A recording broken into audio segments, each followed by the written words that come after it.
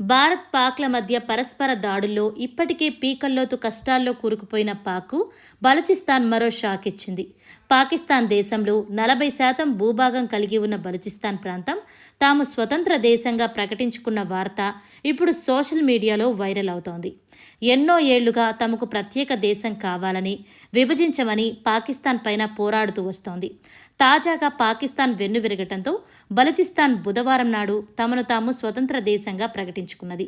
అంతేకాదు, తమ జాతీయ పతాకంతో రాజధాని నగరం, పార్లమెంటు అన్ని విషయాలను చకచకా చెప్పేస్తోంది.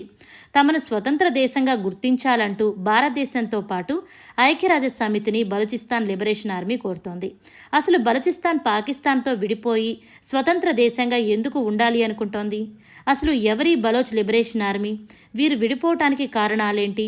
వీటన్నిటి గురించి పూర్తి వివరాలు కింద ఉన్న లింక్ క్లిక్ చేసి చూడండి. ఇలాంటి మరిన్ని వీడియోస్ కోసం మా ఛానల్ని లైక్, షేర్ అండ్ సబ్స్క్రైబ్ చేసుకోండి.